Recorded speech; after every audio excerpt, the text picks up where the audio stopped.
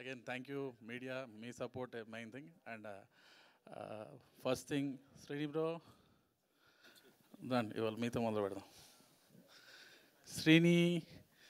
శ్రీని గుబ్బల first విక్రాంత్ని పిలిచి ఇదంతా start చేసే ముందు ఓపెన్గా మన విక్రాంత్కి చెప్పింది ఏంటంటే, వాట్ ఎవర్ డెసిషన్ మీరు తీసుకున్న దానికి నేను రెడీగా ఉంటా అండి, బట్ నాకు టైం ఫ్రేమ్ ఇదంతా ఎలాంటిది లేదు, బట్ బడ్జెట్ నాకు ఒకసారి ముందే క్లియర్గా చెప్తే నేను రెడీగా ఉంటా అంతే.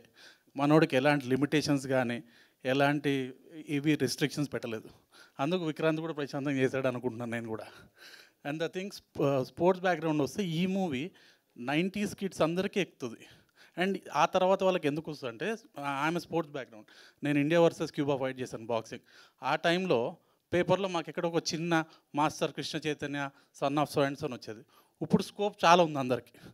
And people will come to know, okay ఆ టైంలో స్పోర్ట్స్ మెన్ వాళ్ళందరూ ఎంత ఇబ్బంది పడ్డారు, ఒకవేళ వాడికి మెడల్ వచ్చిన తర్వాత కూడా వాళ్ళు ఎలాంటి ప్రాబ్లమ్స్ ఫేస్ చేశారు, ఆ రియాలిటీ ఇక్కడ కనిపిస్తుంది. Because this is real story కాబట్టి ఆ రియాలిటీ ఇక్కడ కనిపిస్తుంది. అండ్ స్పోర్ట్స్ మెన్ ఎవరైతే ఉన్నారో అందరికీ టచ్ అవుతుందండి ఇది.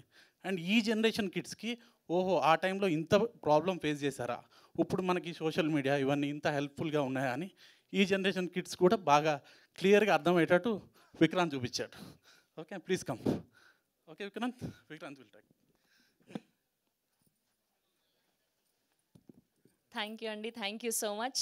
అండ్ ఇప్పుడు ఈ సినిమాకి ఇంత అద్భుతమైన